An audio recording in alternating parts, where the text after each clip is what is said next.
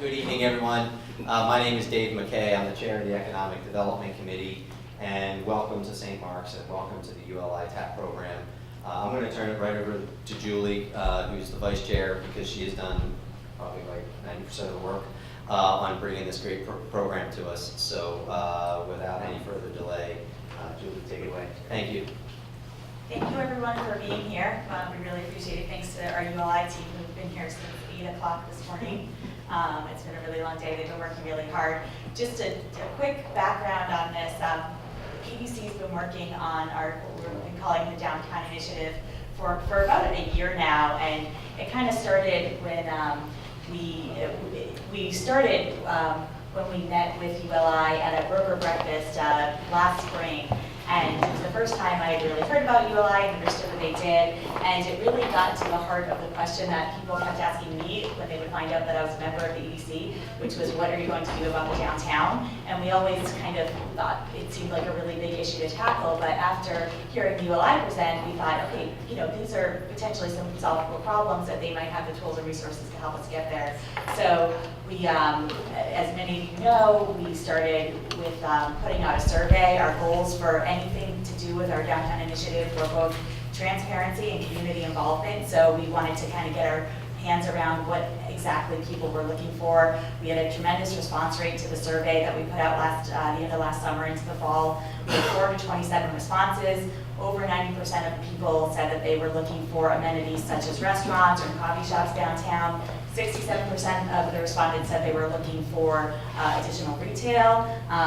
Lots of broad-based support for more aesthetic community improvements, such as benches, bike racks, and a just kind of general sense of community and a place for people to congregate and meet and come with their families and enjoy their community together, and something that looked a little bit nicer than it does now.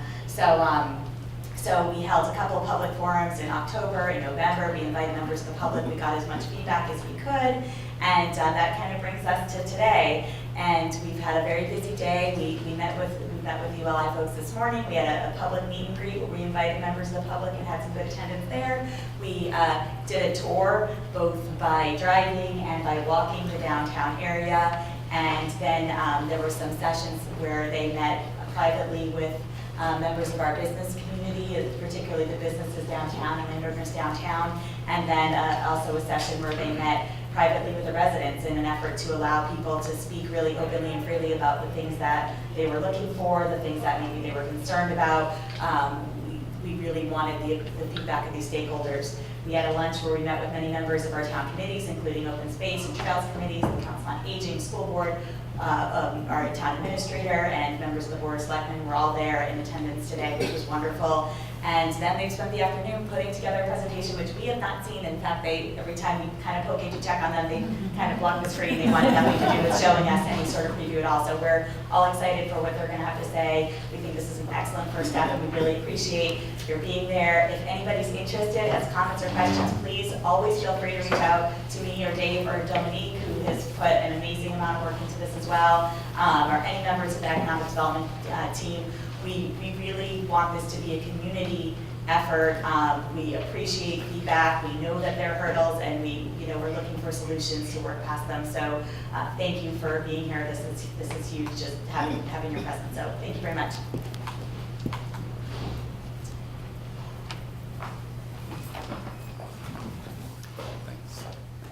Thank you very much. We're glad to be in Southborough. This is awesome. Thanks. Next slide, sorry. So first I'll tell you a little bit about who we are. So the ULI stands for the Urban Land Institute. It's a national member-driven nonprofit. It deals around the responsible use of land. We are part of the Boston and New England District Council, which is kind of their version of chapters. And we're all members, and we're volunteers today. So we all, we came, free of charge, donated our time, volunteered for this to come learn more about your town and see how we could help you with the questions that we have. That you have, sorry. So technical assistance panels, we've done a few across the state over, this year, but many over the years. And this year, it's a pleasure to be here. So this tab was sponsored by Southborough. and we appreciate it. I want to thank Dave, Julie, and Dominique for inviting us, for hosting us, for sponsoring us to be here. I also want to thank St. Mark's for hosting us and all the wonderful food. It's been great to be here. But the technical assistance panels are 1 days. We come in, it's very intensive. I won't sort of tell the program because Julie did a great job of explaining that. But we come in, we try to get to the heart of the questions that you answer them, and then we leave with you a presentation and in a couple of months a report, and hopefully they help you implement next steps. So I'm one of the co-chairs with Jillian, but we have a great panelist, and you'll be hearing from everyone today. And once again, thank you to Southborough for sponsoring us. So these are the 3 questions we were given. The first dealt with planning and zoning changes. The second dealt with infrastructure, and the third dealt with trail and recreational and public spaces. So we took these as a starting point, and we've addressed them with short and long-term solutions that we think will help implement changes. And we can go through the process because Julie already did a wonderful job explaining that. So, here you go. All right, so what did we hear? The first thing that we talked about when we got together as a group is assets and opportunities of the town that we heard when we spoke with everybody from town officials to members of community, stakeholders, business owners, developers. So assets and opportunities, one thing that we heard over and over again is that the historic character of the downtown, that there are a number of beautiful old historic buildings, that the general aesthetic of the downtown is this historic culture, and that's something that everybody's very proud of and interested in preserving. Another great asset is that it's a very walkable distance from the main downtown center, which runs basically from the town hall down to the Main Street Bank. There are fantastic institutions here between the private schools, which are very close in proximity to the downtown. The town itself is in great health in terms of its, fiscal health, which is obviously a great asset. And there's a very diverse employment base, and we were very interested in the Southborough Medical Group and what a large group that actually was. More assets and opportunities are the open spaces in town. That's another thing that we heard time and time again from everybody in the town. That's something that everybody's very proud and excited to keep and maintain. The residents of the town are very engaged in the process, which is not necessarily a common thing, and really does, at the end of the day, help create a community that everybody is excited about and proud of. So that's definitely a huge asset. One big opportunity that we talked a lot about today is that parcel that's on the corner of Main Street and Newton Street that was the former gas station parcel, which is obviously ripe for development. The community itself is very well off and educated, and other great assets are the Senior Citizen Center and the Community House. The next thing that we got together, we made a list of challenges that face the community. So in speaking with various groups, it became apparent that there isn't necessarily a shared vision amongst all of the stakeholders of what they want downtown to be. Everybody agrees that something needs to happen, but necessarily what that means wasn't consistent from group to group. I think when some people hear the word development, it gets a little bit scary, and defining what development means is going to be a very important thing, where nobody wants development to mean targets coming in. Development probably for most people means something more like fitting businesses into the existing buildings, into the existing local landscape. But defining exactly what that means and getting on the same page from community to community within the town is something that has not necessarily been accomplished yet. Likewise, there's a balancing to be done between historic renovation and commercial development. If there's going to be some sort of growth, historic preservation is obviously a key value of the community, but can't be 100% dedicated as a concept. If there's going to be some development, there has to be a balancing. Second, we talked about the infrastructure. Obviously, wastewater is something that needs to be addressed where there is no public sewer system. Also, the pedestrian connectivity between sidewalks and trails. Walking today from St. Mark's to the downtown, we all noticed that there really was no shoulder to walk on. It kind of dropped off. There was no sidewalk there. And if that is a huge base of potential people that would be coming into downtown, there should be more connectivity.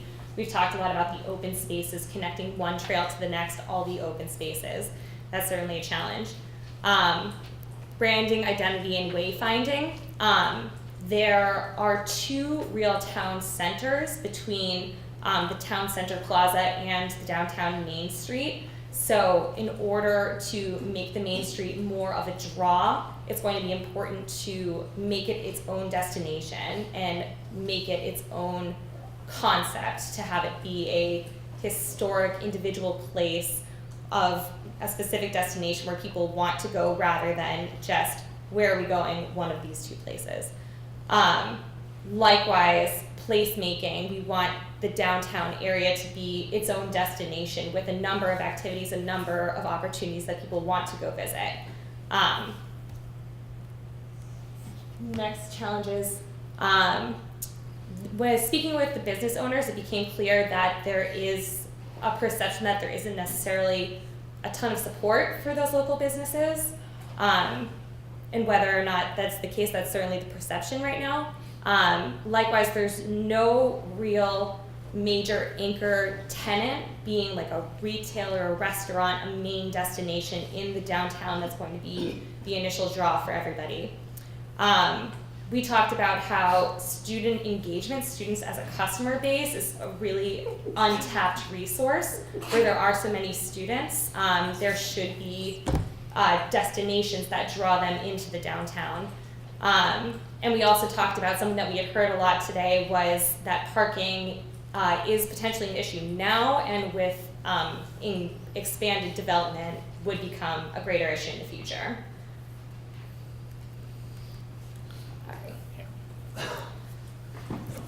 So one of the things that we decided to focus on was how do we define this physical space, and that is very important. Could you state your name and your responsibility? Yes, my name is David Vallecillos, and I'm a real estate developer. I work with a community development corporation, and my background is in urban planning and civil engineering. And what we try to do here was try to define the physical space of what downtown is, so that everyone starts thinking of downtown as with this boundary. So where we went, what we decided, what we come up with, you will be boundary by town hall, and you will go all the way to the east side on the Main Street Bank. And with this, what we try to define is like, this is our study area. This is what we should focus on, and what is happening there, and if businesses are leaving or they're coming, why is that happening, and really aligning efforts. And as we, of course, given the period of time that we have been studying, we just try to analyze, well, what is there? And what we come up with is like, there is some good bones, there's commercial and municipal uses, there's single family homes, so there's a good mix of uses in terms of land, but then it's also some potential sites that could be used to address those issues that we have in downtown. So those are the ones in orange, and there's potential there for whatever it's going to happen to align those goals that we will come up with to use those sites to capitalize on it. Great. Hi, thank you. My name is Sarah Eisinger, and I'm with Mass Development, the State Economic Development Agency.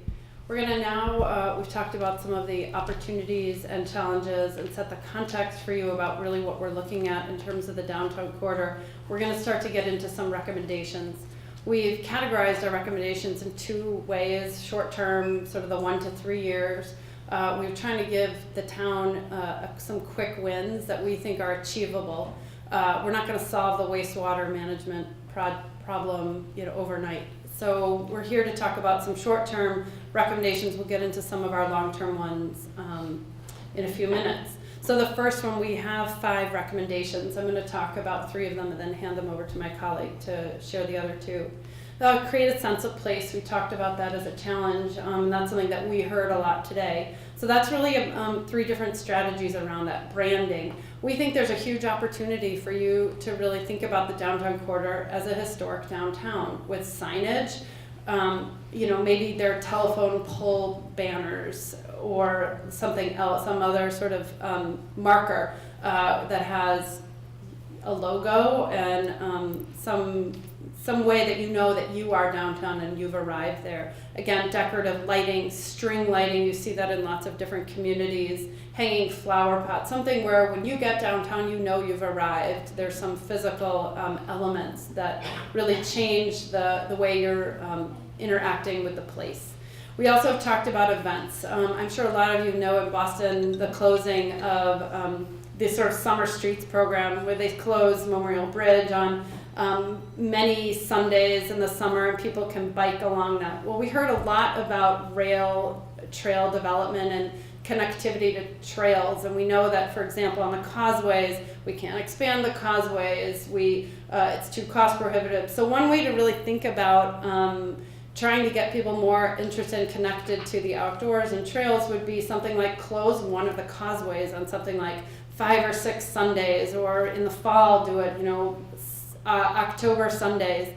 A lot of them go in the morning from like 9 to 1. You have lots of events there. People ride their bike.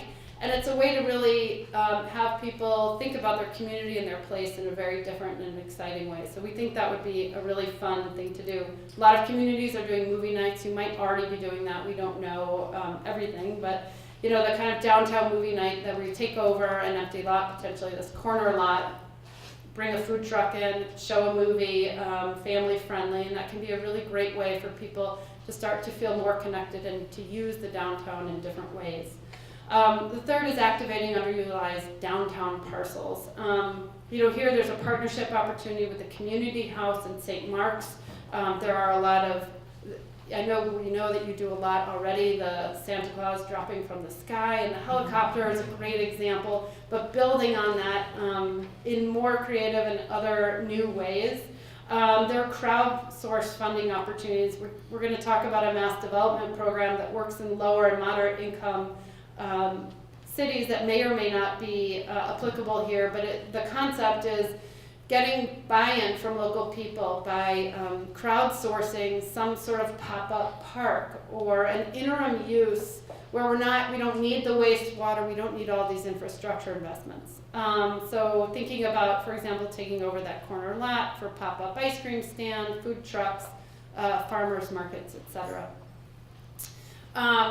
On the second interim short-term recommendation is developing a consensus on downtown development. And this is really a downtown vision and action plan. It builds on a lot of the work that you've already done. We've heard about the master plans and other wastewater plans. People, I think, are probably a little tired of plans. What we want to do, though, is take a fresh approach to this planning and talk about some key implementation steps. We don't want these plans to live on the shelf. So really that's answering several questions about a public engagement piece. What should the land downtown be used for?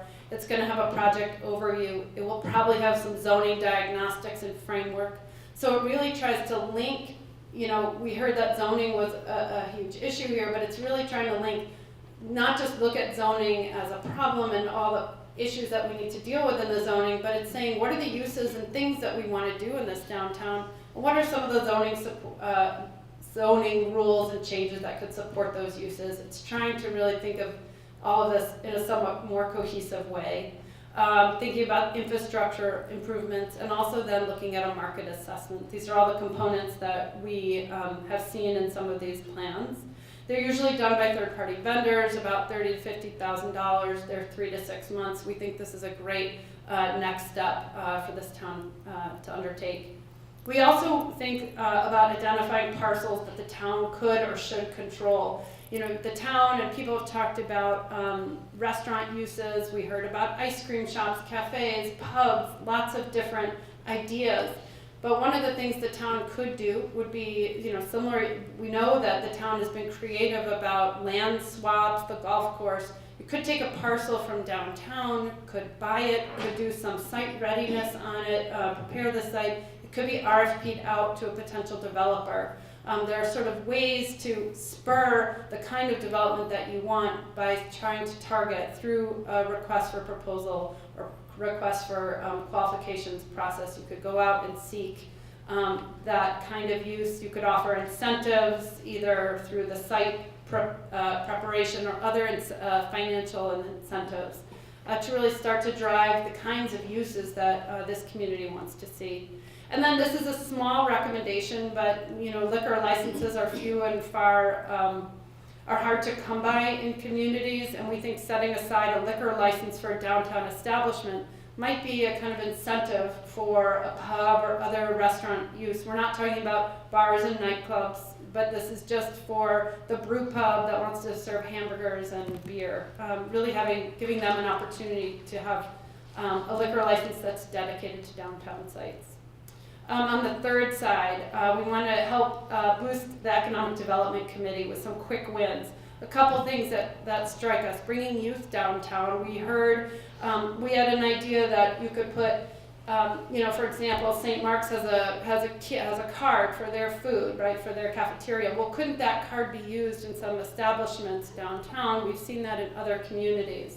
So maybe the EDC takes on a pilot program at 3 local businesses and purchases the actual device for the point of sale, so kids can go to the pizza shop, swipe their card, and get some pizza. And it starts to then drive the student population, which is a very strong, popular resident. They have a lot of potentially discretionary income. They want to buy food and coffee. We know these young people want to buy things. It helps them start to use those businesses in productive ways.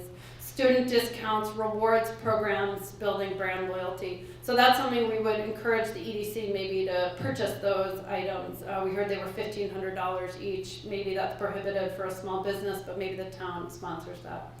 And then a downtown business representative, sort of an ombuds person. We know you have an economic development director, but this is a person who maybe expands the role of the existing director, advocates for existing and potential businesses, maybe helps also coordinate some town and gown issues. We heard a little bit about that, but that's really someone who helps small businesses navigate the permitting process. How do we get our sidewalk fixed? We heard a little bit about that. Really tries to be a navigator and an advocate for small businesses, not in an adversarial role, but helps this bolster and beef up the small businesses. Hi, my name is Chilene Fusele. I'm an engineer and I work for Weston and Sampson Engineers, who are water and wastewater treatment and distribution specialists. So I want to talk a little bit about the wastewater feasibility, the wastewater issues that you have. So what we heard today was that the downtown development is limited because many times there is no place for a septic system, and it restricts revitalization of downtown. So we think that to move forward, a great way to move forward is to create a sewer assessment technical committee for the town to basically start establishing some priority districts, for example, to receive a treatment system. So a wastewater treatment system does not have to be for the entire town. It could be, several lots. It could be 100 lots. It's basically, this committee to get, going through, talking to the community and going through the bylaws can come up with an area where, where a wastewater treatment system, community wastewater system could be a priority. So these kind of solutions will require partnerships within the owner of the properties and the town, who pays for the system. Maybe the users partially pay for the system and the town pays for the system. But wastewater treatment is basically, you will need a feasibility assessment. Basically looking at the lots, first of all, looking at the areas, the districts that you want to focus on, and then after that, looking at, what is a water tributary area. You need to stay out of those, and once you're out of a certain zone, you need to identify several sites where you can actually do the treatment. And, depending on how large the treatment is, it could be an underground treatment system that basically has a control panel on the ground surface. But, coming up with that site is a process in itself, because, topography needs to be, has to be a certain gravity flow, wind direction, or the acceptability of the soil to take a certain amount of, wastewater load. All of these goes into an assessment that basically, I think the town is it seems like a logical next step for the town. And what we heard today was that the town needs to identify a local champion to shepherd all these issues. That could be the EDC, but basically, all the plans that have been put together and talked about, that person can be, should be a trusted community leader and stakeholder, free from conflicts, and to move it forward to basically have quarterly public reporting and benchmarks.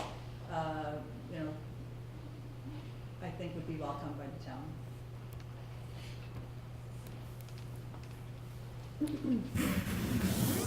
Thanks. So, now we're moving into the long-term possible solutions that you can consider implementing. Now, the first is form-based code and design guidelines. Now, I know there was a master planning study that happened in 2008. There was various discussions about to what degree that was adopted, and we took a look at it. We thought it was actually had some great suggestions and might be something worth re-looking at. But that was a town-wide, comprehensive master plan rezoning process. That's a lot to bite off, So what we're proposing here is maybe focusing on the downtown, on the area you'd like to see improvements or changes with. And for those of you who aren't familiar with form-based code, you're basically zoning by the form of the building, the way it looks. We heard a lot of discussion about the historic nature and the historic character that you'd like to retain. And form-based code lets you do that. It basically creates an envelope, as you can see on the picture next to it, an envelope and a style at which to develop, and rather, by the form of it, and not constraining by use, which would be, residential, commercial. So as you're going down that corridor, that Main Street corridor, it has the feel that the community together decided that you want for your downtown. Now, the second part of that is to specify the appearance, and those are design guidelines. So there's a way to say, we want brick, or we want punched windows, or we want siding painted white. These control, rather than doing everything by a special permit or a variance, it reserves the right to establish some by right development. Streamlines things, and it allows businesses and landlords and tenants to know what to expect when coming into the downtown. Sure, they're going to have to come and get approvals, but there are a lot of things that are already in stone, so that they know the rules of the game to play by. And built into that, we understand signage is a big thing. We're not expecting any neon signage. I mean, we already discussed, either some flowers or flags on poles and stuff like that. Ways to really bring back, that downtown feel. You've arrived at a destination, and these are the ends of it, and linger and stick around. So we'll do the next things. And that will come out of the visioning plan that you do. And the placemaking, you're going to create so much activity by this initial activity in the short term that you're going to want to build off that and take that to the next level in the long term.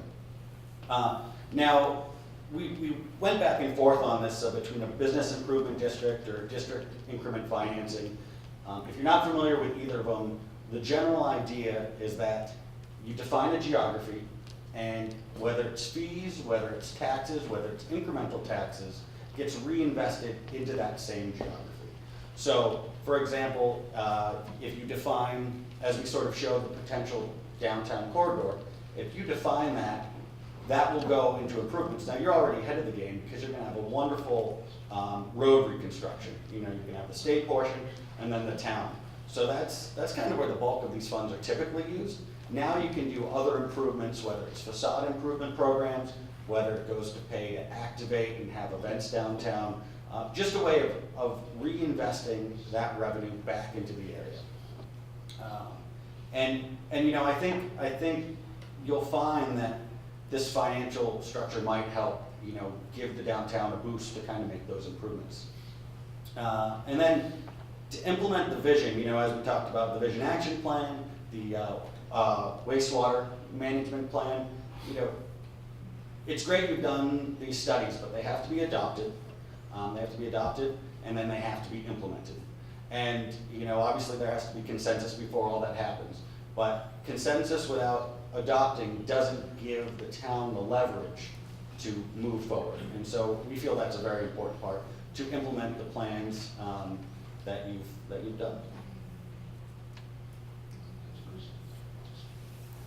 Thanks. We wanted to turn now to talk a little bit about some of the funding and resources that are available to this town and others. Some of them you might know, and a bit of a caveat, we will be talking about these in more detail in the report that we'll be providing to you. But for example, Mass Development has a real estate technical assistance program. It's an application, it's open to all towns and municipalities in the Commonwealth. You can apply for technical assistance services. It can be range from design services, architectural.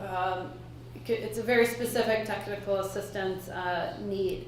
Unfortunately, the round of decision-making round has already passed, but the next application round would be in spring 2019. It might be something that this community would want to apply for. It's a longer-term consulting arrangement that Mass Development pays for, provides consulting team to a town on a specific question. So that's one option. There's a lot of public infrastructure financing. There are tax-exempt bonds for public infrastructure, also through Mass Development. The State Revolving Loan Fund supports public infrastructure and wastewater. MassWorks grants, which you probably know of, and then Mass Development issues tax-exempt bonds for improvements, for all different kinds of improvements. We say here roadways, sidewalks, etc. Mass Development also has pre-development funding and financing, low interest loans up to $100,000 can be to finance pre-development real estate projects. You know, that might be for the kind of project where the city wants to buy a property and needs to do some evaluation on a site, for example. So these are all some examples of public financing and resources. One thing I do want to highlight that we do at Mass Development is a Commonwealth Places program. Again, and we're not sure if this is completely applicable here, but it's a concept where to galvanize local support and momentum through crowdfunding. There's some 3 examples in cities across the Commonwealth where people are really asking their local community to support shot in the arm kind of placemaking events that really have a big impact, but they're not about, you know, years of planning. They really are about actionable projects, and they can go very quickly. So if not this program, the concept of a crowdsource with a local match, either a local foundation might match what this community could raise. It doesn't have to be the Mass Development match, but it's a really great example. So go ahead, yeah. So that's our initial presentation. Our next steps from here is ULI will put together a more comprehensive report that expands on some of those funding and financing options that we discussed, that gets into some greater detail on those recommendations. That will be probably in about 2 months that it'll be ready. But otherwise, we want to say a huge thank you to everybody that took the time to meet with us today. You know, you volunteered all of your time, so we all appreciate it. I see a lot of you here today that came for the presentation. Likewise, a big thank you to St. Mark's for hosting us and to the EDC for bringing us here and sponsoring us. And we'd love to open it up now to your questions if anybody has any.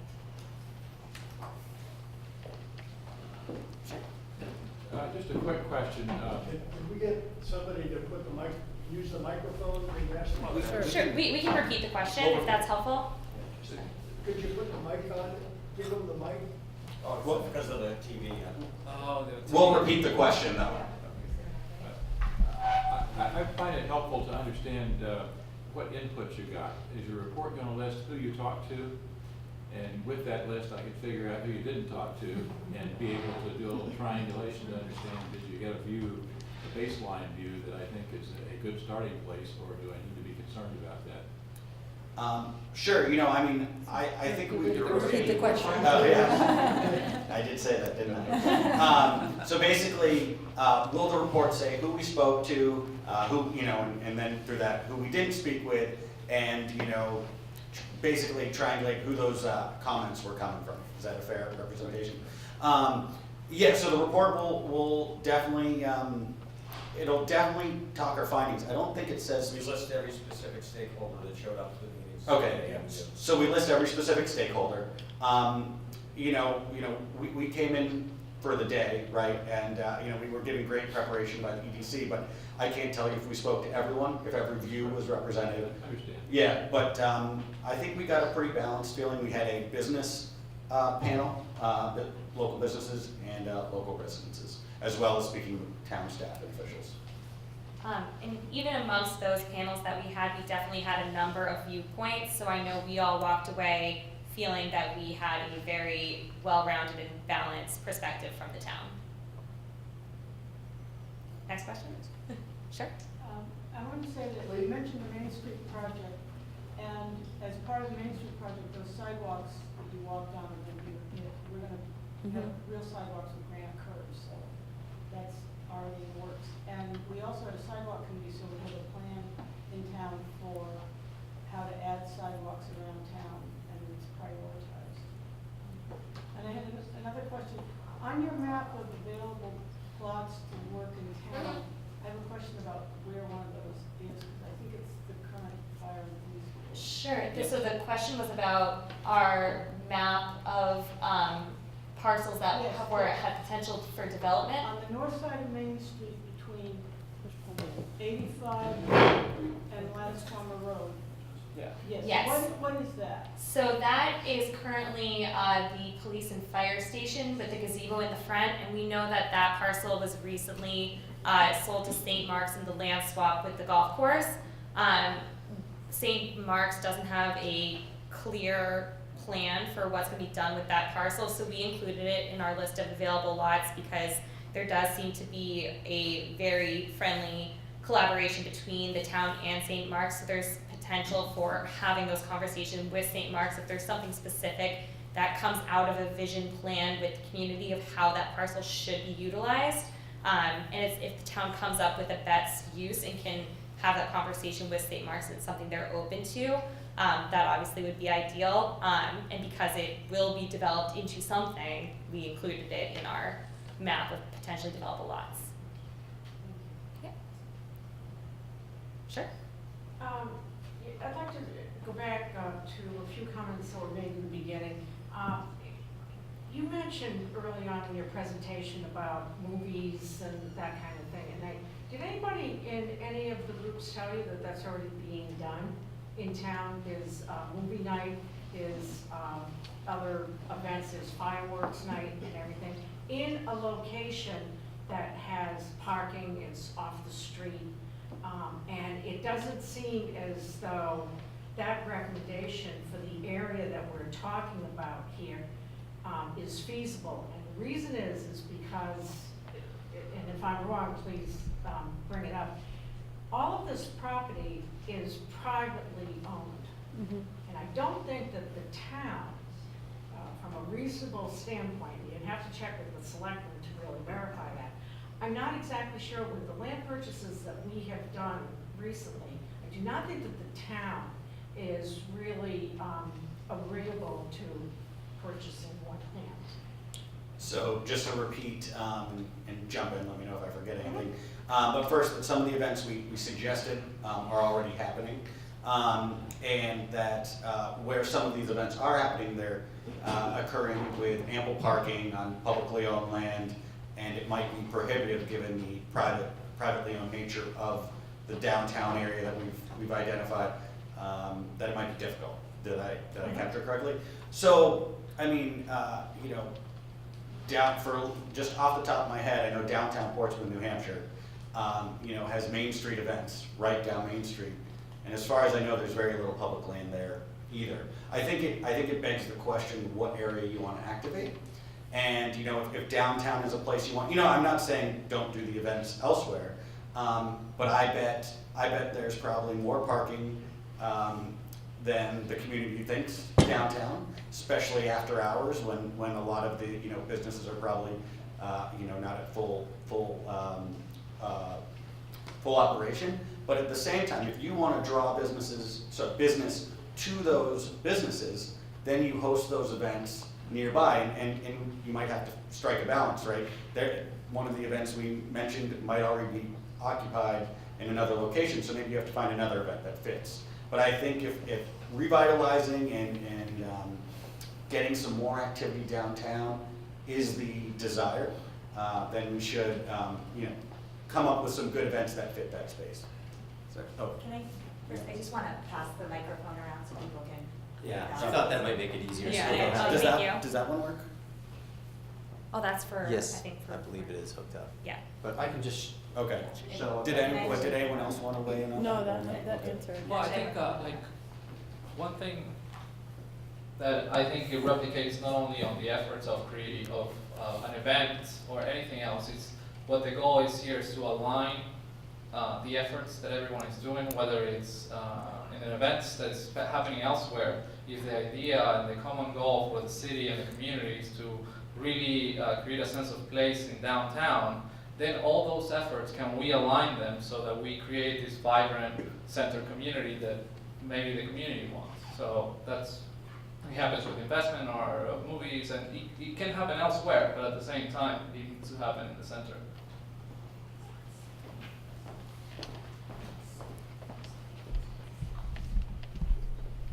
I think we have an opportunity that's coming up real quick to test out this idea. The Rotary, for the first time, is going to take the front lawn of St. Mark's at the intersection of 85 and 30, and for 4 weeks in a row, do food trucks there. Great. So we can see, you know, how it works out with people coming, where they park, do they stay, do they want more? I mean, because one of the things you said about the ice cream, I immediately thought, well, gee, it's great we have the ice cream scooper event that turned into a wonderful fundraising event on the Common in Boston, but maybe we offer them an alternative location in the fall to do it out here, and I think charity might jump at that, so that there are ways that we can bring things in. It's going to take some thinking, because there are other places in town that are doing things, and they're not going to. The schools are the ones where the movies are being held, and fireworks and other activities, jumping houses and stuff like that, and that's been established now for several years, and I'm sure they're not going to be interested in relocating, and for safety purposes, maybe it shouldn't be. There's a lot of parking here, and it's set back off the road, but we just need a group to sit down and brainstorm. As a member of the Rotary Club, I invite everyone to come to those food trucks. See the advertising I did for you? That's all, okay, just free advertising, I really appreciate that. Please use the microphone. Oh, just a joke. I heard that the downtown businesses suffered during the Eversource redoing the gas line or whatever it was. Do you have any recommendations for how to make sure that the downtown businesses do not suffer when Main Street is redone? When downtown is redone, that it hurt the businesses. So about 5 years ago, I was the messenger for the public engagement that happened when Framingham did all its road reconstruction in 2011. So I'm very aware of the pains that residents and businesses will face. I think you have to work with the engineering firm and the general contractor, have very clear plans, have a great committee that gets information out. Maybe even pay for a person to, I literally walked as they were paving the asphalt and talked to businesses, be prepared to pull metal plates over if people need access. But I mean, it's gonna be tough, I'm not gonna lie, I'm not gonna tell you it's easy. But I think if everyone has the right mindset, that the outcome is gonna be amazing compared to what you guys currently have in town, and really, this is the point, this is where the town can back its businesses and say, you know what, I know it's gonna be a pain in the butt to get down there, but I know that it's tough to get down there, and so I wanna make sure they stay in business. So I'm not saying it's gonna be easy, but I think it takes the town and the consultants and the contractors and everyone to get behind it and say, we want these businesses to stay, and, and make it happen. I don't know if everyone else. The other thing I will say is that throughout the day, there was one consistent thing that we saw from panel to panel, from person to person, everyone we spoke with. This is an incredibly loyal and dedicated community, and I think it will be a challenging time, but I think this is the time that the community shows that loyalty and continues to patronize those businesses, even though it will be a little more challenging, and to hold on to the excitement of what the finished product will be, knowing that it will create more of an opportunity for more businesses, more development, and just to continue patronizing until it's over and done with. Yeah, one strategy that I've seen is pre-purchasing of goods and services. So I've seen a business improvement district pre-purchase thousands of dollars at local restaurants and then raffle those gift certificates off. So effectively you're kind of helping the businesses weather whatever kind of period you have by having pre-bought services, help them with inventory. You could do the same with low interest working capital loans or bridge loans, something to help them weather kind of a several month period. But those would be some financial incentives that you could imagine a town could get behind. This is my exercise. Phil down. So do you recommend, because these are all good points about the ongoing construction, are there consultants or point people that we can hire to help do some of those services? Like you said, the implement some programs that might include gift certificates and pre-purchasing and or technical things that can be done to help keep businesses open and operating more smoothly. Is that something that there are people that do that we could hire? Do you have an answer on that? Yeah, I mean, I can definitely try to talk offline. I mean, there definitely are people that do it. They don't advertise because they tend to work with engineers. They tend to be subs on engineers. But yeah, they definitely are. And I mean, I think, even PR firms, there are firms out there, and I think anyone would be happy to do it. To be honest, I think it's going to come down to a cost issue. It's labor, and if there are flyers, it's printing. And so it's a real commitment to pay for those costs. And, but I can't tell you the business case, but I think it's worth it. But you're paying for labor and printing, so it's not cheap. And the more someone's there, the more benefit you're going to have. Oh, sorry, does anyone?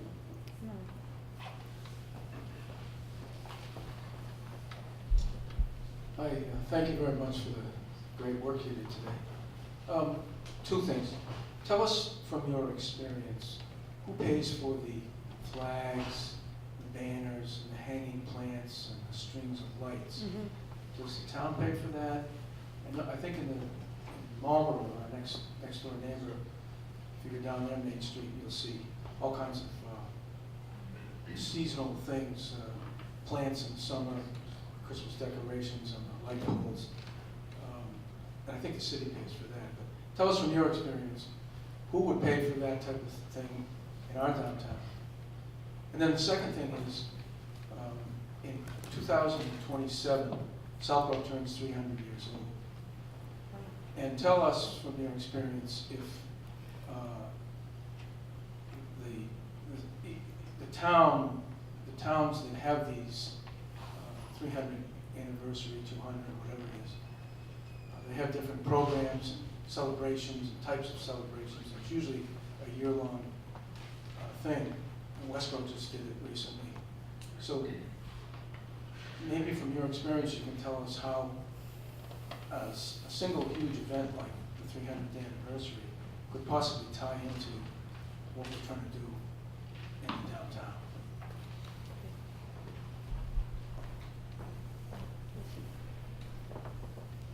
Sure, I'll start on your first question about, I work in Springfield, which is obviously a different place, so don't think about the size of that, but it's the business improvement district that pays for hanging plants and lights and banners. The business improvement district in Springfield, it's a downtown business improvement district, and I think a lot of business improvement districts are like this. They're assessing the local businesses, which may, again, we talked about here, may or may not be feasible, but they're paying into a fund to do everything from extra trash cleanup, beautification, plantings. They have an uplighting program. They also help do, so all the buildings, all the historic buildings in downtown Springfield have uplighting, and that's been paid for by the bid. So there are a range of tools and services that a business improvement district could support. In my town, in Amherst, it's the colleges, I believe, because there's like Hampshire College banners that are very beautiful, interspersed with downtown Amherst. So there I think the town has cultivated the relationships with the major institutions, Hampshire, Amherst College, and UMass, to help contribute to the downtown. Does anyone else have? And then I don't know if anyone's on the 300th anniversary. No. I don't have direct experience. No, I'm just going to say quickly, I mean, as you were saying, if you create this district, you can possibly try to get the town to reinvest those funds locally.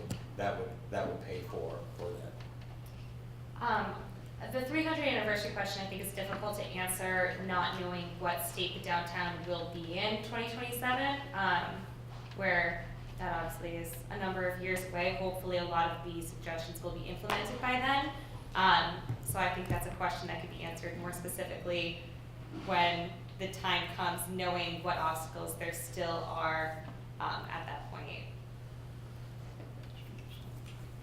I mean, sometimes it can be used as a sort of like as an end goal when you're doing your vision and action plan.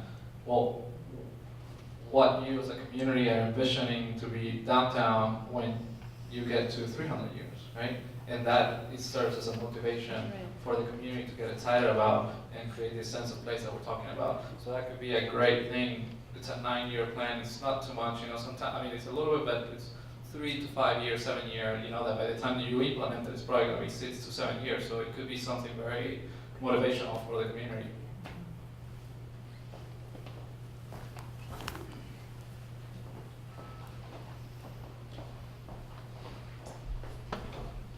I just have a quick question. I'm wondering if you can tell us some of the other towns that you've worked with that may be sort of similar to this and have started their improvement project with this kind of process. I have one. To do Well, it. yeah, go for it. Yeah, and the Marlboro. Was that one? So I can speak, this is more on my professional background, but in Salem, I work with a community development corporation, and the city partnered up with us and the community to actually put a vision and action plan from 2013 to 2020. And it called for many different things, but one was housing instability, increased private and public investment, and then reduce the stigma towards this area. It's a low-income area. And since then, we have rehabbed about 50 buildings, $50 million in real estate, and we have rehabbed 4 or 5 parks that we have there, and we're maybe 60% through. And we just started creating a public art program to start reducing the stigma, so it was very, very effective. The thing is, the plan really helped align the mission, and everyone holds accountable everyone. So the organization holds accountable the city, the residents hold us accountable, and so everyone is checking everyone's back, and it's very, very important. But when it comes to urban planning, every town is unique, so it's very hard to, you can just grab lessons learned, but how do you adapt those lessons learned to this community? And every community is very particular, so you have to be very cautious about that.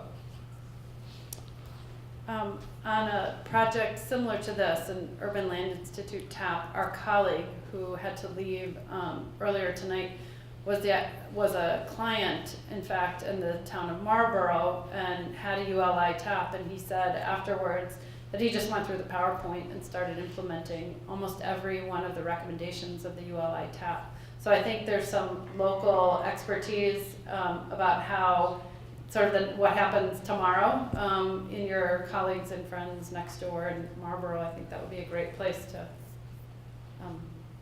check that out. And I did a TAP recently in Eastham, and they had a moratorium on zoning because they had actually just gotten water, town water or wastewater downtown, and it spurred development. And they had to put a moratorium because we're like, hey, hold your horses, we need to plan for this. And I think we were there in September, October. The moratoriums ended. They're working with the Cape Cod Commission, and it sounds like they put some new zoning in place in that short period of time. So there's definitely potential. And I think I heard over there, if you want to check out any of the other TAPs, all the reports are on ULI's website at boston.uli.org. You stole my thunder. I apologize.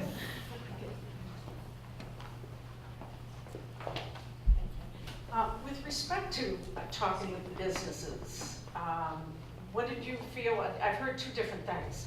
I heard one that in one of the slides it said the businesses did not feel that they were that engaged with the town and were not getting that much support from the town.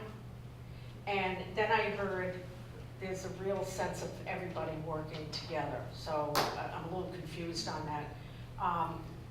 From the business standpoint, and I know who was on the list, who was supposed to attend, but my question is, and I know that Paul Pazinski, our health director, was there also. He was the one who went over the maps.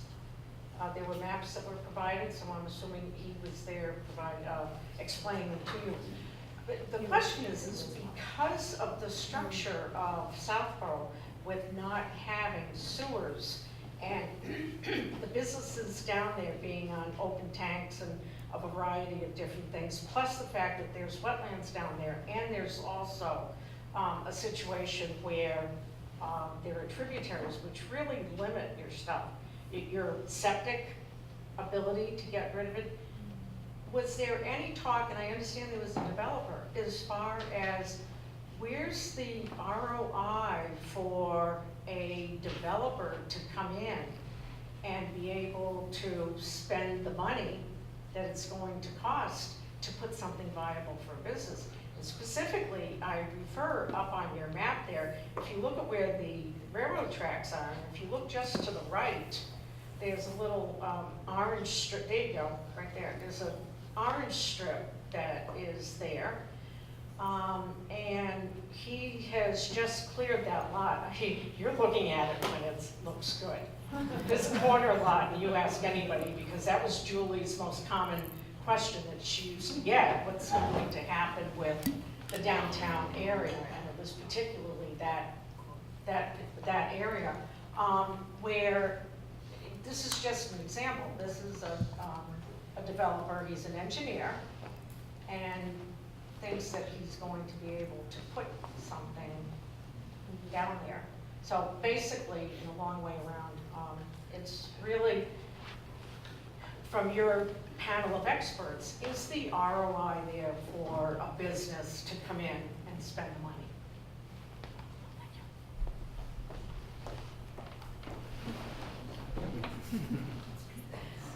So to address your first question first about the question about businesses feeling supported, also with it being such a loyal community. The sense that we got from everybody here is that there's a bit of a resistance to change, and that there's a big support of businesses that have been here for a long time, and there are a lot of people here who are generations and generations been dedicated to Southborough. So when I made the comment about it being a very loyal community, I mean in that sense, and I think a lot of that loyalty is to certain families and businesses that have been in the downtown for a long time. And at the same time, some of those businesses feel that when they've made asks or requests or suggestions of the town hasn't necessarily been responsive to those, certainly hasn't been encouraging to those. And the permitting process and the development process when it comes to interactions with the municipality has not been a smooth and easy and encouraging process. And that, when we were discussing that, that's how we came up with the idea of having that kind of liaison between the business owners, the small business owners, and the town, to have somebody who will talk from board to board to make sure that everybody's on the same page, and once something's been decided, there isn't a whole new set of conditions that's put on later that they weren't expecting.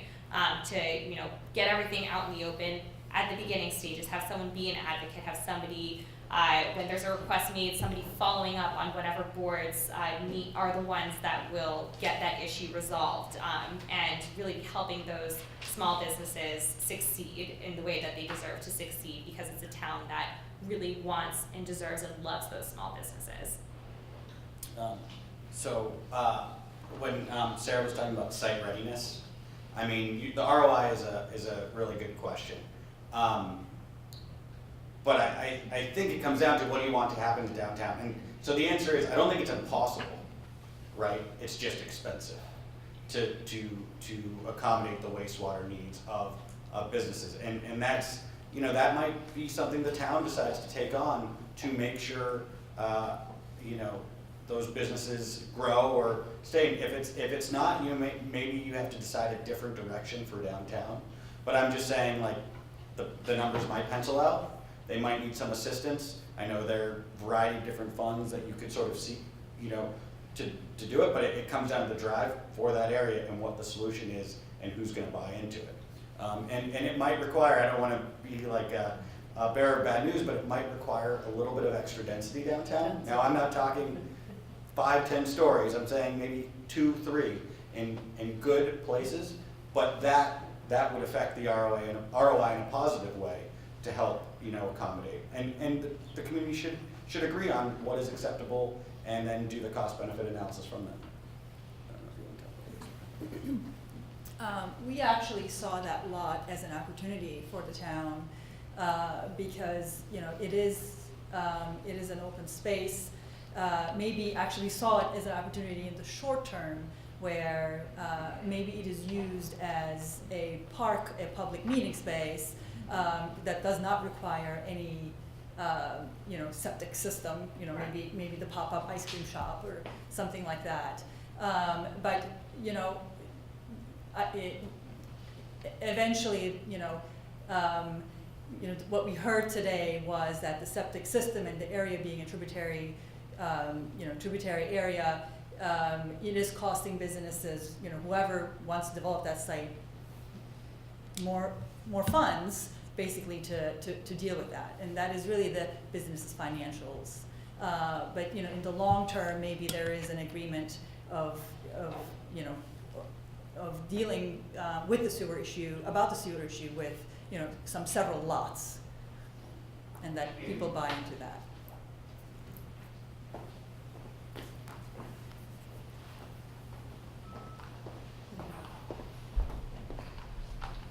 Thank you. You sort of anticipated my question, which is if you saw any role for mixed-use commercial residential structures in that area. Yes. Easy answer.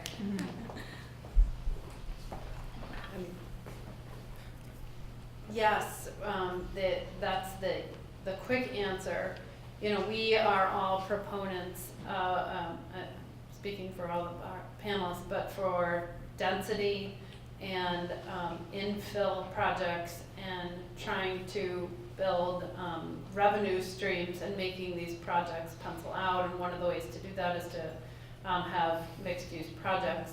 You know, there isn't, we noticed there's not a lot of multifamily development in Southborough. You know, there aren't a lot of apartment complexes or even dual family townhouses, things like that. But we think that there's an opportunity for ground floor retail and then housing set back on the top. You know, condos, apartments, whatever those are, townhouses. And that's really a way to, you know, concentrate development and resources. Anyone else want to?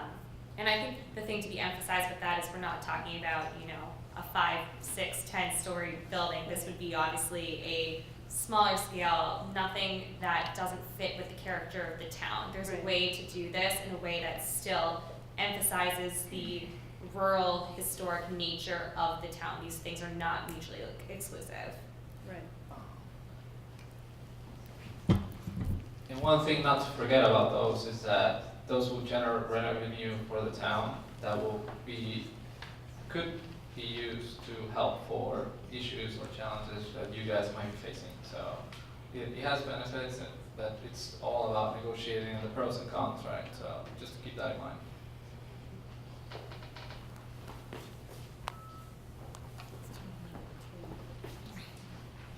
That actually leads to the question I had. A number of us in the room are veterans of the zoning process in Southborough over a long period of time. And where I thought you might be headed with your zoning comment, other than the form-based code thing, which is interesting and some of us have looked at, are there things specifically with our current zoning code that you can say you ought to change the setbacks, change the parking requirements, change the use regulations in this particular kind of way that we might look at for a relatively near-term focus, given what we have in place now? What could we do to modify that in a potentially straightforward way that we might be able to get approval by town meeting for to begin to help some of these things versus starting from scratch on different code structure?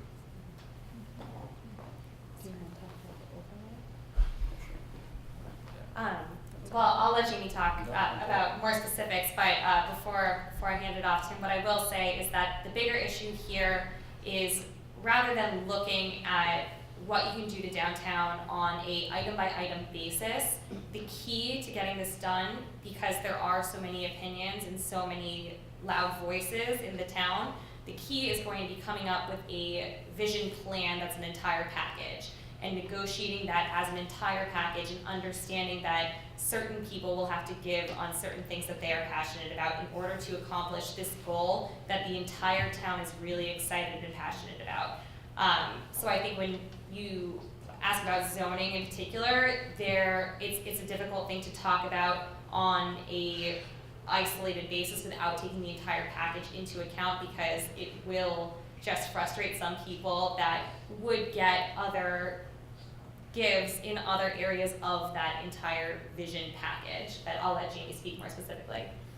Well, yeah, and you know, so I'm just getting from what, you know, probably your other colleagues mentioned, but you know, the long master planning process, you know, that took you know, you were dealing with the whole town, right? So maybe doing a downtown overlay district to start with, something small, something focused, maybe in this corridor, but sort of to answer your questions, 0 or almost 0 setbacks, parking in the rear, all those things are going to get more foot traffic.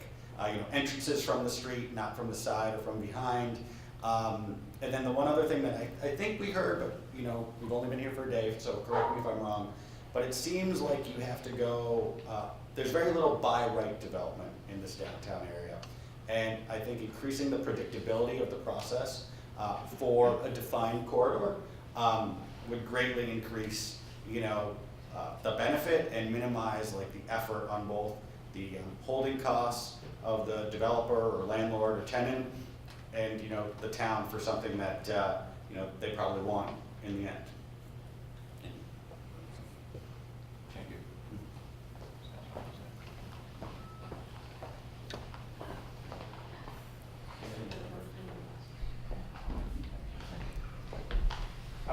Hi, I'm Steve Phillips. I live at 26 Main Street, which happens to be directly in the center of that map.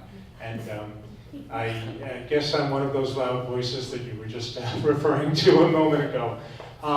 So I wonder, I would just focus on the issue that's nearest and dearest to my heart at the moment, which is what happens directly across the street from me. I'm a little bit concerned to see those two large orange zones directly in the middle of that map. And I believe one of them is the current strip mall that's there, and the one to the left is the current public safety complex. My house is directly below that in that green zone. It's 203 years old. The green parcel up to the above Main Street, there is a beautiful colonial there that's 207 years old, a gorgeous colonial. And so when I see these zones of orange, to me it brings to picturing that little old lady that lived next to the casinos in Atlantic City. You know, that these are properties that are a major part of our town's history, and my concerns all along with the Main Street development project have been that whatever development we do is going to negatively impact our town's historic properties. I also was, in all of the discussions that I've heard about the land swap of the current public safety complex with St. Mark's, what I've heard was that St. Mark's planned to develop that as either playing fields or dormitories, housing as part of the campus. So to me, I find it very concerning that this zone is put down as a potential commercial district, because I feel that as a town, we made a commitment and a decision on that land swap based on what we understood that the use of that property was going to be. Now, I don't know whether we've locked St. Mark's into commitments, but I think that as a town, we should think very carefully about whether and why we should change, consider making that a commercial area of development when that's, to me, that's not what the deal was. That's not what was suggested. I think you missed the earlier part of the meeting. Yes, So, I am sorry I missed that part of the presentation, but I do see them up there, so I wonder if you could address the concerns. Thank you. Sure, I'll let them do it. Do you want to take a couple questions back there? Oh, do you want? I don't know, I Well, guess. I'm already Okay, here. you're already here. So the first part of your question about keeping the historical buildings, the historical character, one of the things that we had talked about, because obviously we talked today a lot about how nobody wants a chain to come in, nobody wants someone to just come and raise these historical buildings.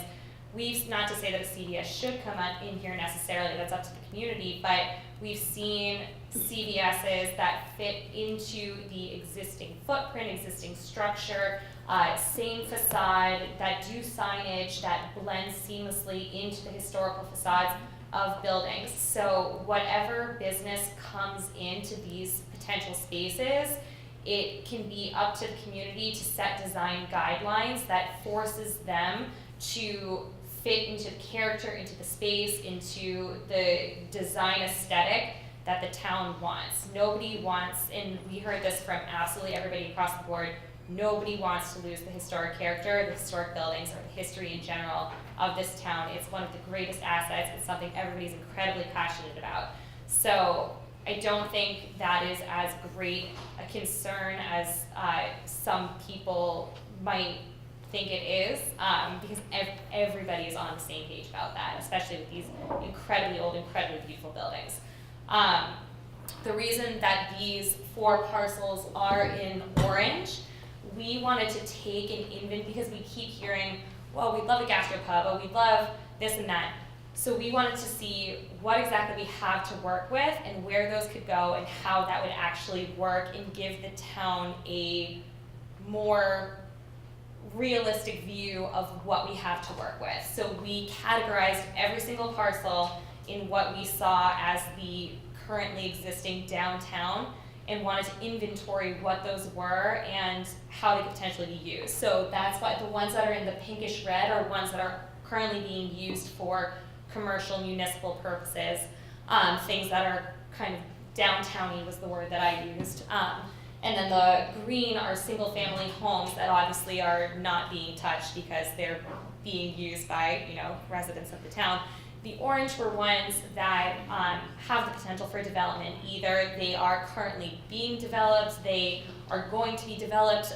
This one here is where the Santander is leaving, and we're just nobody's sure what's going in there yet. Obviously this one with the land swap, St. Mark's, we had asked what was going to go in there, and they aren't sure yet specifically. So we're hoping that there's some potential for negotiation with them to get something in there that the town is going to be excited about, that the town wants to see there, not because we're hoping it's going to be, you know, a multiplex movie theater. Same with these other two parcels here, the vacant lot here, and the red house here, that those are opportunities, assets that we saw, that something could happen that is going to happen there. But the thing that we really want to highlight with this map is that even though everybody wants to see something happen, the opportunities for those are limited, and the parcels where those things can actually happen are, I think, more limited than everyone's been realistic about so far, so we wanted to highlight those opportunities for everybody.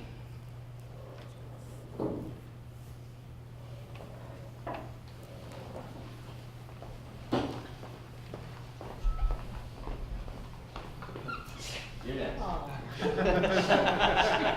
I'm David Parry, 23 Main Street. My colleague over here has been asking to speak for eons, I feel.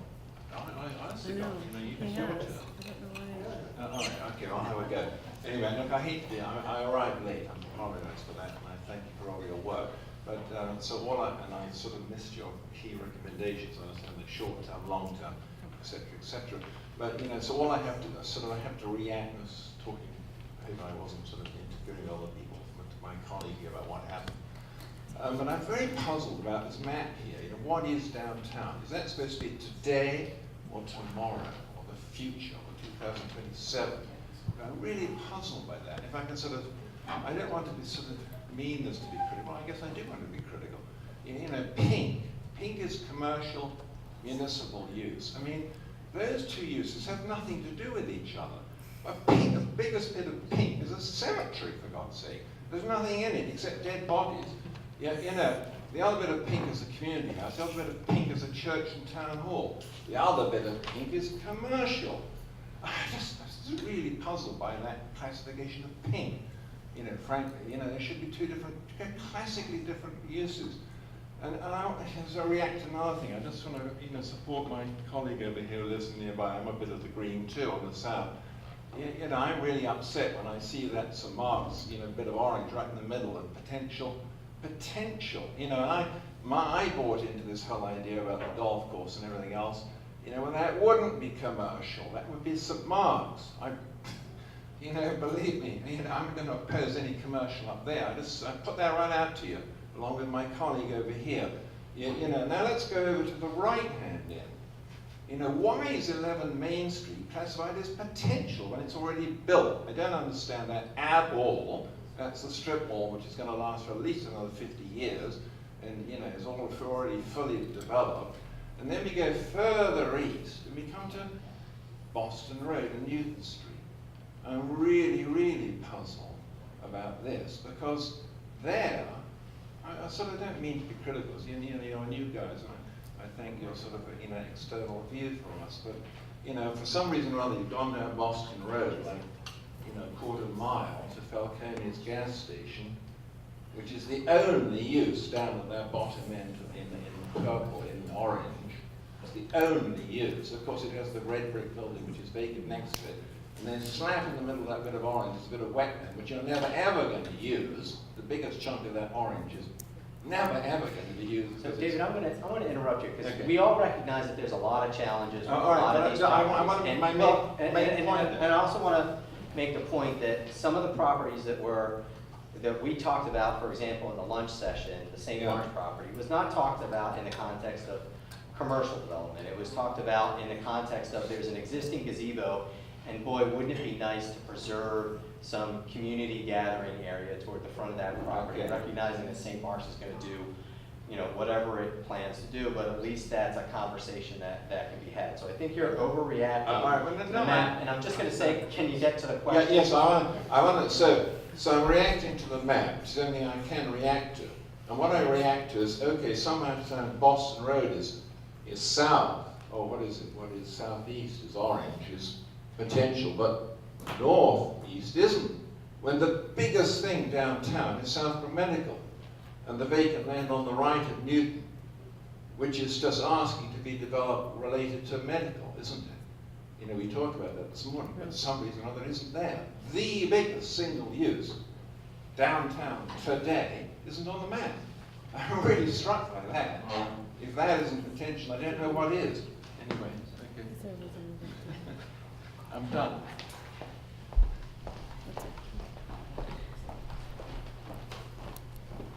So I think the thing to keep in mind with this map is the intent was not to classify all the uses, all the currently existing everything in the town. The key was to highlight the things that are going to be changing or could be changing, of which there are those 4 parcels were the ones that jumped out to us. So the fact that there are municipal graveyards, et cetera, that pink just basically means it's not going to be touched, at least for the foreseeable future. With the Santander, obviously that building itself is not going to be changing, but a new tenant is going to be coming in there. And that's an opportunity for the town to reach out to somebody that they would love to see in that space, to encourage a local business to expand, something like that. That space is a potential, that something will be changing. Likewise with the St. Mark's property, we are not encouraging, and nobody has discussed putting a commercial use there. Like Dave had mentioned, we were excited about the opportunity to keep the gazebo there and to have that conversation with St. Mark's. So because that parcel is going to be changing, that's an opportunity for the town to negotiate with St. Mark's to, if there is a specific use that the town wanted to see behind the gazebo, have that conversation. This is an opportunity to make downtown what you want it to be, because you have those 4 parcels where there is going to be some change, so to leverage that opportunity. The reason that we didn't include the medical center is exactly for that reason, that it is there, it is not moving, it is not changing, so expanding the map further up north was not going to do anything other than add more pink. Likewise with the houses across the street from it, those are all single family homes. We are not recommending, obviously, that the town kick anyone out of their houses to create an expanded downtown. Site across from But it's a private development site, right? Right, so it's not an opportunity necessarily for the town to leverage to make what they want to be in the downtown. And one thing, Yeah. also I believe from the data we are here, and that the golf course is deep restricted, I think, It's right? conservation restriction. So it makes it very, very difficult to highlight the golf course as a potential development when it's deep restricted, that it needs to be preserved as an open space. So just to keep that in mind. Poor Mr. Robbins. It's been neglected. Here. Yes, Tom. No, I thank you very much. It really gives us a view of what the potential is, just as you have said. And you've given wonderful examples, because all we've been hearing is chatter up and down the streets for years about what you can't do, and there's not much hope that you could do anything for all sorts of reasons. But I mean, what I think deserves recognition is that we, for over 100 years, have created a downtown that is diminished and lost some of its luster, but we still have a parade. We still have Heritage Day. The barbershop throws a barbecue every year. The Knights of Columbus, we should celebrate this. The business community have taken charge and taken the initiative to refurb their businesses and zip it up to create a place for us to visit. The Knights of Columbus just refurbished a year ago. The Baltus family bought a deteriorating building that they were thinking of tearing down, and they revitalized in a single burst the purchase of that. It's tremendous. The convenience store was a hole in the wall for so long.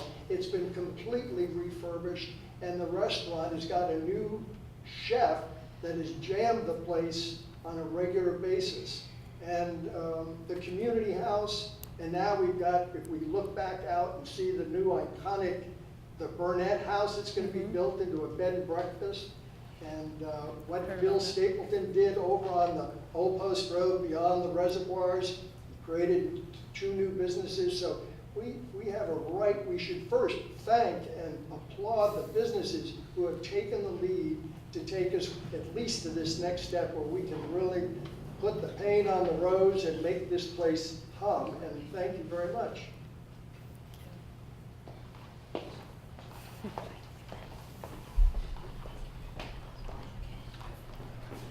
No, thank you. We agree. So first of all, I just want to let everyone know we're getting close to 8 o'clock, so we're going to wrap up here soon, maybe take 1 or 2 more questions. I just wanted to make one point that I think is, we've skirted around a little bit, but I think our relationship here with St. Mark's is critical. And if you look up and down the street here, the most beautiful parts of our downtown blocks are the ones that are maintained and owned by our private schools here. And Claire, one of your first comments was about, will we already do these things? We already do movie nights and concerts and things like that in town. But we also do a lot of great things downtown here with the help and facilitation facilities of St. Mark's and the Faith School, but particularly St. Mark's and that field out here. They've been excellent partners. So I think whatever we do, we're going to have to keep that relationship in mind, and there's a lot of untapped potential opportunity there. So I'd love to see more about that. I think we talked about a little bit of it in your report. I'd love to see more about that as well. One quick question that I have, to the extent, obviously one of our core concerns is that, as shown on the map, our space for potential is very limited.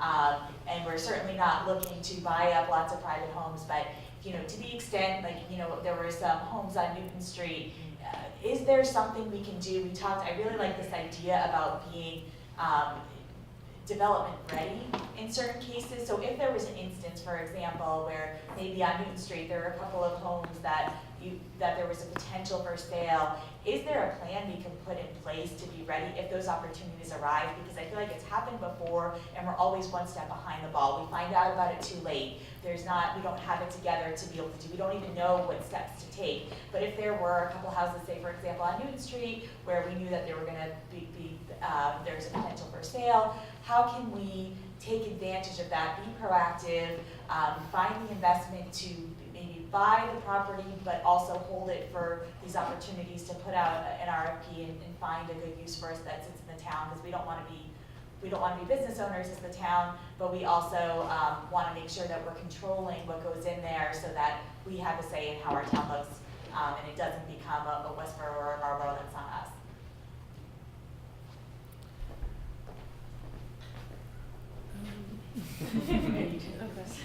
So it's a really good question. I mean, we've only been here for a day. I mean, obviously you gave us, but to know where it will go. But I mean, and I think this came up in a lot of our discussions. What if you wanted to, allow commercial uses in certain areas? And I think you would have to have the zoning would have to reflect that. It would have to enable that. And you wouldn't want to do it on, as we've discussed, on a site-by-site basis. So, this may not be the be-all and end-all of the downtown corridor. We may have it, we're spot on, we may be completely off. But if you're able to identify an area where, non-residential use is palatable, I think then you move from there and you say, all right, well, we're going to amend this and like this gentleman was saying, an overlay district. When I answered earlier, yes, it's a residential zone, and by special permit, it can become commercial. And so you let the community pass on the opportunity if they don't want it, but it preserves the right rather than a spot zoning process or a special use variance or whatever you may have to do to get it around. So really identify where the community would find it palatable and make choices, make steps in that direction. I would also add that if you're looking at purchasing homes to reuse them for commercial purposes, which just sounds like one option that you were talking about, one thing to do is to start an acquisitions fund, a restricted fund. Maybe that's using some CPAC money. I don't know if this town, what your streams are for CPAC, but that might be one of the potential uses. The other is to really think about the team and what would need to happen at those properties to convert them to commercial uses. You know, we have seen clusters of historic homes in other places that maybe are assembled to be like nonprofit shared spaces, where small nonprofits can come in, but it's a little bit trying to predetermine the outcome a little bit, so when the real estate opportunity comes to you, you're a little bit more ready to deploy. Well, the idea, we want to do a nonprofit shared space, I'm just giving that as an example, or another co-working space, or an incubator for small business, whatever it is.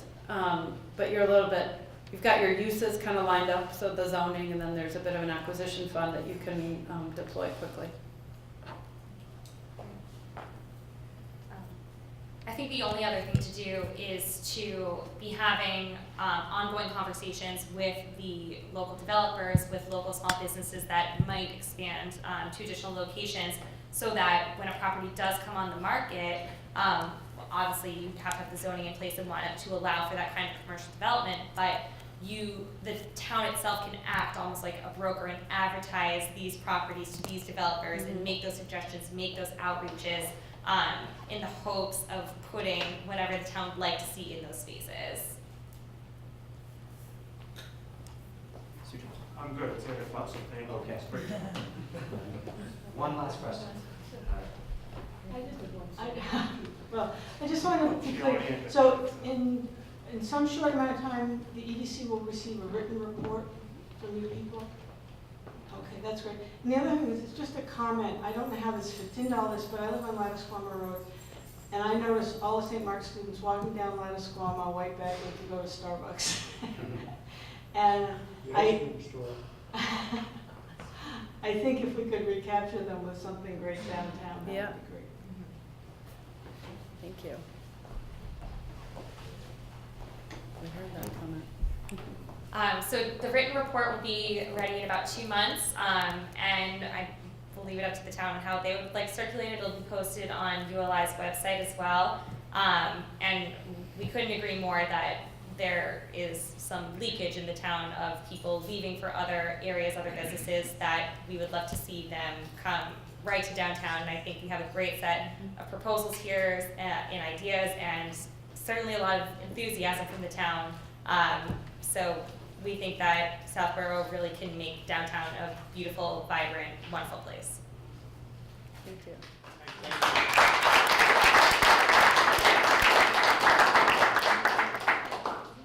All right, so just to close things out, I just wanted to say a couple of thanks. First, thank you to all my colleagues on the EDC, and in particular, our Economic Development Coordinator, Dominique Dutremble, who really did an outstanding job trying to set up some of the basics so that ULI could do such an outstanding job. And thank you to everyone from ULI and all the volunteers on our panel. These folks have been working their tails off for more than 12 hours now, and we really do appreciate the time and the energy that you put in to the project. Thank you to Lori Carlson and St. Mark's for being such wonderful hosts for us today. It's really been outstanding, and this is not the first time that they've lent us their facility for our program, so thank you. That, and lastly, thanks to all of you for participating in this process.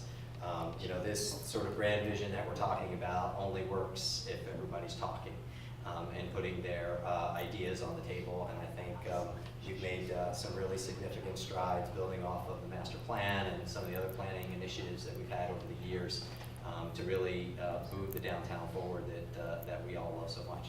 So thanks to everybody. Thank you.